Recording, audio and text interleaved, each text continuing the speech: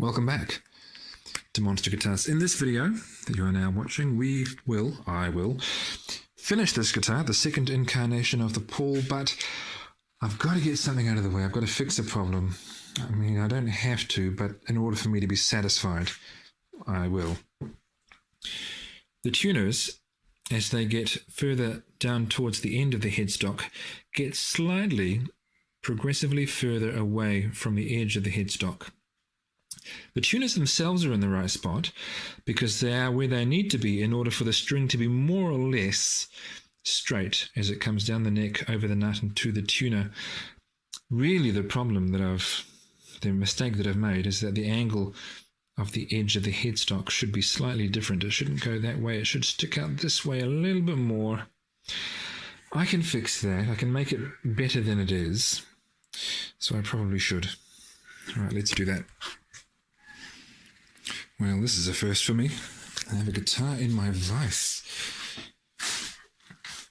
I'll move the lights around so you can see things better.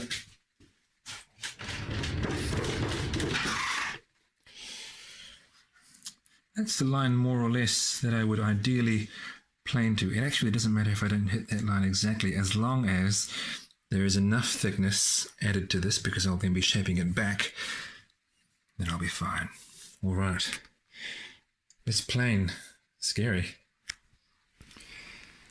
My phone battery went flat, but my will to work continued. So I sharpened the plane, and then it worked well. I planed that back a bit. You can see I've just erupted into the edge of the holes there. Well, I really have there too. You can see, and you can just barely see it there as well. But that's fine. I can work with that. Now I need to prepare a piece to glue on there. All right, so we're on the operating table, as it were. Before I stick anything on, of course, I need to get the right piece. I think this is, it might even be from the same batch of removed timber that I made this neck. The grain is certainly very similar. I could just, stick it on like that, but then the grain would be running in a different direction. So I've drawn lines for where I should cut it to make a piece, so that at very least the somewhat similar grain will be running in basically the same direction. I think I owe it at least that. Let's cut this piece out. And just like that, okay. The grain's running in pretty much the right direction. It's not a perfect match grain-wise, but it's really similar. The main differences are because that's under oil, so it just looks more contrasting. So let's glue this on. Now I want to glue it in such a way that this piece sits proud of the headstock on the top and on the bottom. So then on each side I can plane, sand, whatever, it back to the level of the headstock. Now to think about glue, which glue should I use? I guess just a standard wood glue. Type Bond should be okay. Yeah, okay. All right. Better to have too much glue, I guess, than not enough.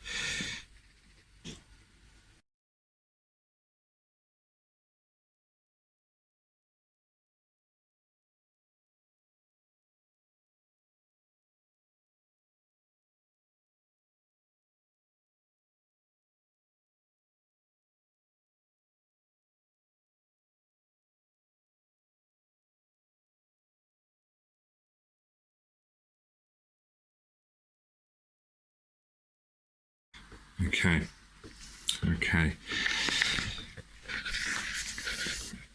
That looks like it's about as good as it might get, but it does look fairly good. So here's hoping.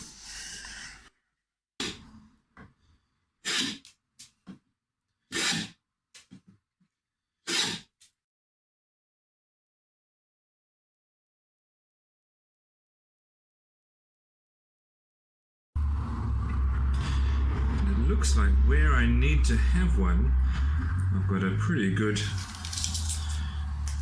join. We'll see that with more clarity when the two pieces are flush with each other.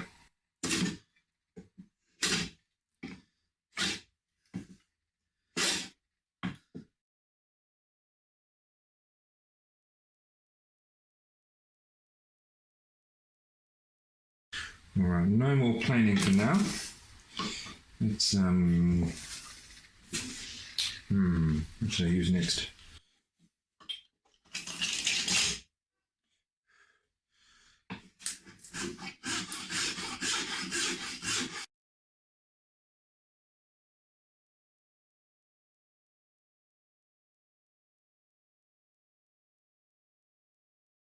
Okay, looking good. Looking good indeed. The colour is slightly different because of the oil not being there, but that's a really good join. It starts to separate there a little bit as the curve begins, but that's fine. That's what you would expect. I will sand, well, I'll cut and then sand that curve again. All right, so I'll turn this over, shave down the other side, and then see what we're dealing with.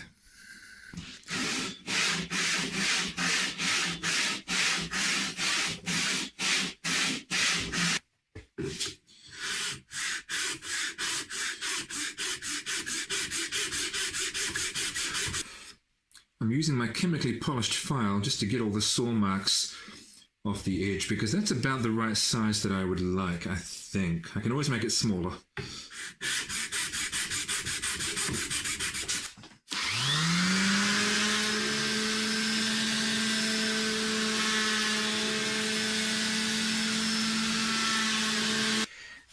I'm using one of the sleeves from my spindle sander to resand that curve now that I've cut the piece to the right length. It's got 120 grit on there at the moment, but of course I can just wrap any sandpaper I like around that afterwards, and I will. I'll go to 240, 400.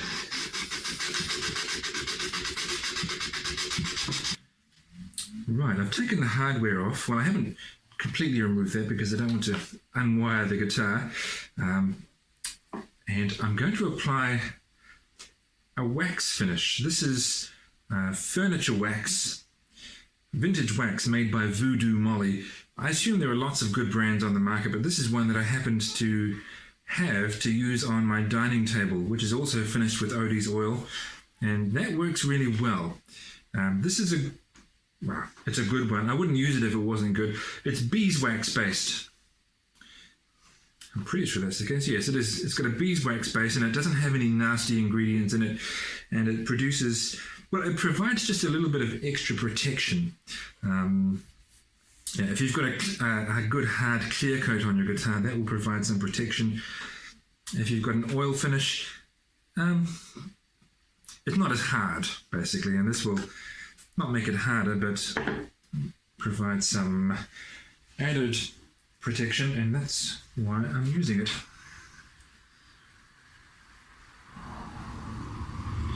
And basically you rub it on, you leave it on for a while, and then you come along and give it a buff.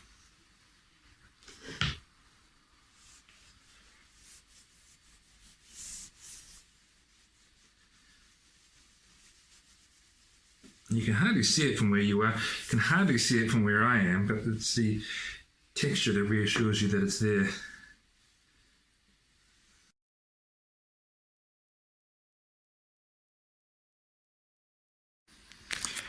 I've put strings on it, and I've begun to put the string trees on. I'm actually undecided if I'll put a second one on. For guitars that have a string tree, sometimes there is one, sometimes there are two. I'll play it for a little bit and just see how it goes. If it already feels good and performs properly, then why bother? So we'll see how we get on. Well, now that this thing is strung up, I'm going to go to the nut and cut and file the slots to a good working depth. Then I'll give it a demo. And when I give it a demo, there's something in particular I'm interested in trying out. Let's have a look at the electronics. Well, I'll say something about the electronics. That's a very ordinary volume. That's a very ordinary tone. But what's that? So the pickup, as I've mentioned in the past, is made by Warman, and it's called a Dominator. And it's a quad bucker. It's got 4 rails instead of just the standard 2 for a rail humbucker. I don't know if it's as high output as 2 humbuckers. That might be a bit ambitious, but it's going to have more output than 1 humbucker, that's for sure.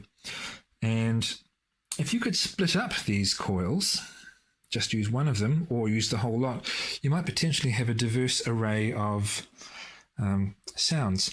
And you can do that by using a push-pull pot. Pot is a potentiometer, the electronic device behind the knob that you grip, which has a switch on it. So you pull it out, and that basically switches off one of the coils.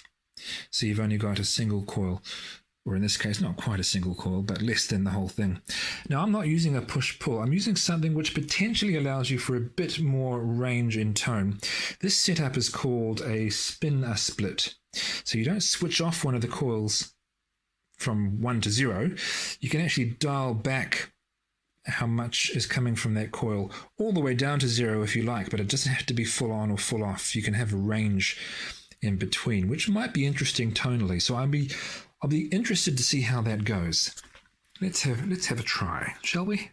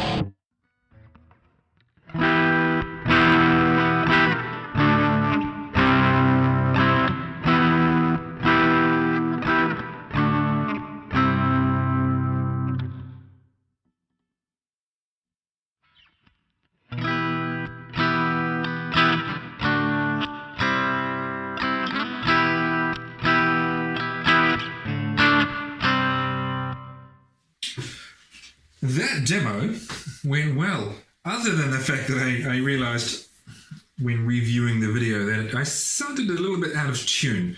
I should really be more careful about that. But you can certainly hear how the spinner split makes a difference. It makes less of a difference with some tones, depending on the level of distortion and what have you, but that's going on, and that's fine. When you've got a lot of overdrive and a really high gain sound, sometimes you might lose a few of the subtleties.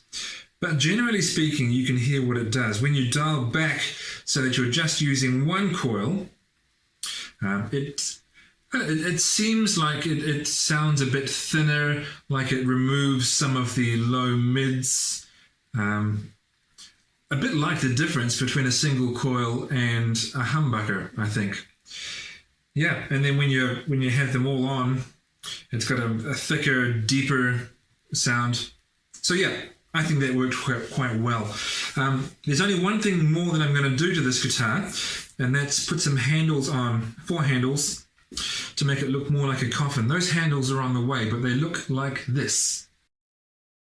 So, I guess we finished. We are done here, yes. And I will move on to the next project. This one will go up for sale. If you like what you see if you can get in quick. It might be yours. But until then, we'll see you next time.